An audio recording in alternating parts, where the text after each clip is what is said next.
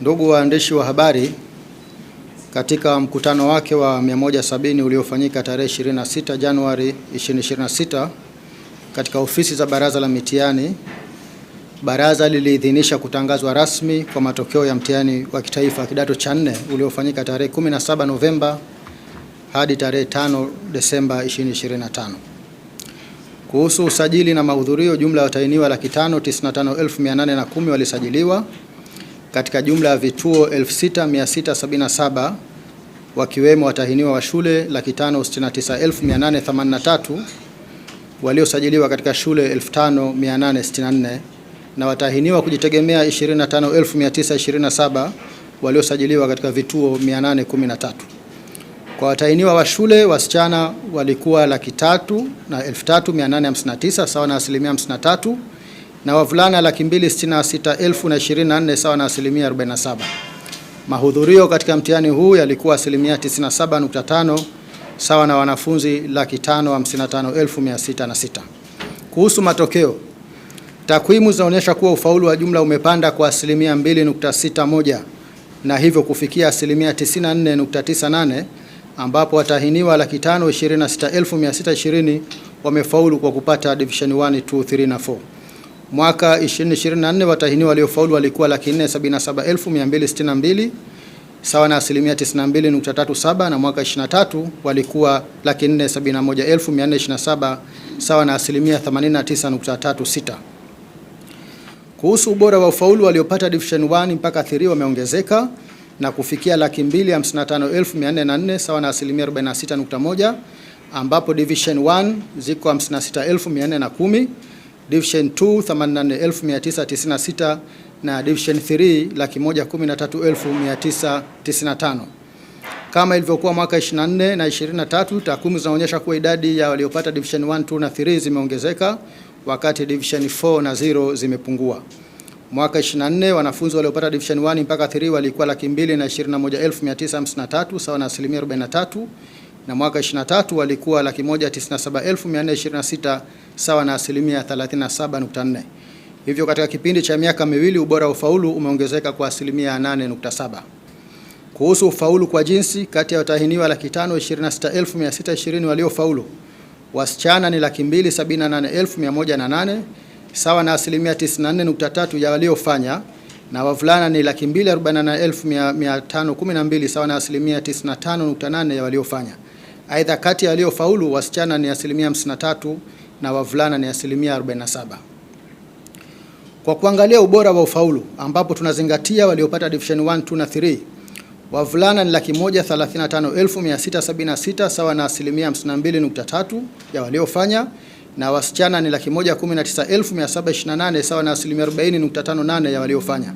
Kati ya watahiniwa wote 255,404 waliopata division 1, 2 na 3, wavulana ni 53% na wasichana ni 47%. Hivyo wasichana wamefaulu wengi zaidi kwa 6% kuliko wavulana, na wavulana wamefaulu vizuri zaidi kwa 6% kuliko wasichana. Kuhusu ufaulu kimasomo, kwa masomo ya science jamii yanayojumuisha civics, history na geography, takwimu zinaonyesha kuwa masomo haya yameendelea kupanda kama ilivyokuwa mwaka 24, ambapo somo la history limepanda kwa 4.87 na kufikia ufaulu wa 78.23. Geography imepanda kwa 7.55 na kufikia 79.46, na civics imepanda kwa 1.32 na kufikia 71.66.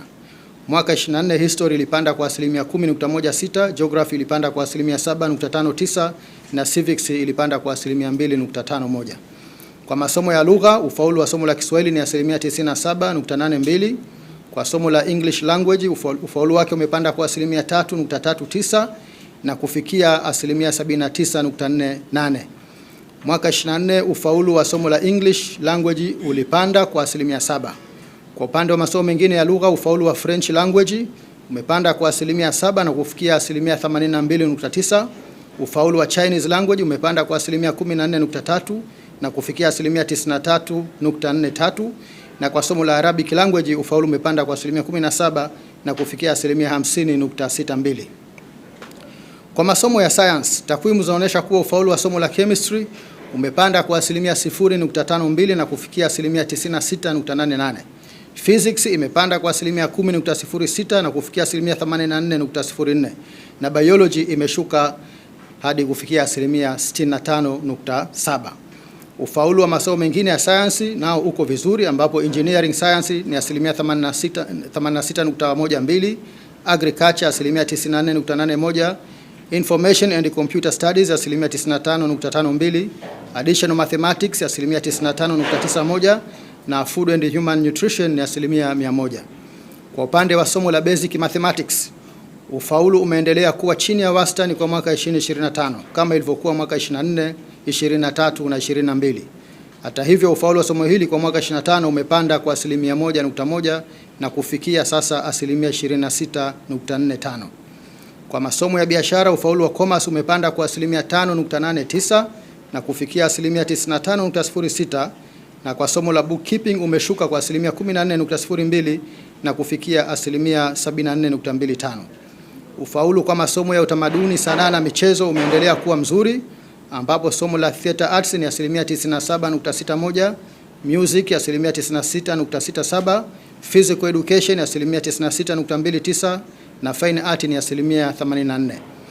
Kwa upande wa masomo 13 ya ufundi, ufaulu ni mzuri na upo kati ya asilimia 81.22 hadi asilimia 100. Kwa upande wa masomo ya dini, somo la Bible knowledge ni asilimia 97.34 na elimu ya dini ya Kiislamu asilimia 85.68. Ufaulu kwa masomo hayo umeendelea kuwa mzuri, kwa ufaulu wake kuendelea kuwa juu ya wastani. Kwa upande wa watahiniwa kujitegemea, takwimu zaonesha waliofaulu ni 16,794 sawa na asilimia 73.83. Mwaka 2024 watahiniwa kujitegemea waliofaulu walikuwa 15,703 sawa na asilimia 62.51. Hivyo ufaulu wa watahiniwa kujitegemea umeongezeka kwa asilimia 11.32 ikilinganishwa na mwaka 2024. Baraza limezuia kutoa matokeo ya watahiniwa 435 ambao walipata matatizo ya kiafya na kushindwa kufanya mtihani kwa masomo yote au idadi kubwa ya masomo. Watahiniwa hao sasa wamepewa fursa ya kufanya mtihani kwa masomo ambayo hawakuyafanya kwa sababu ya ugonjwa wa mwaka 26 kwa mujibu wa kifungu cha 32 kifungu kidogo cha kwanza cha kanuni za mitihani.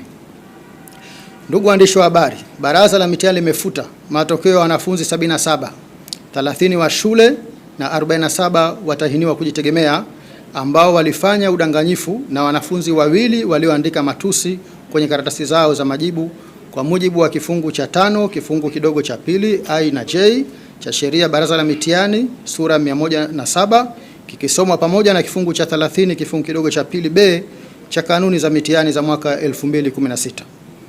Baraza la Mitihani la Tanzania linapenda kuchukua fursa hii kuzipongeza kamati za mitihani zote nchini, wakuu wa shule, wasimamizi, wasahishaji kwa kazi kubwa na nzuri walioifanya. Baraza linawapongeza wanafunzi wote waliofanya mtihani wa kidato cha 4 mwaka 25 kwa kuwa na utulivu na kuzingatia taratibu za mitihani zilizowekwa. Matokeo ya mtihani wa kidato cha 4 mwaka 25 yanapatikana katika tovuti ya baraza ambayo ni www.necta.go.tz. Asanteni.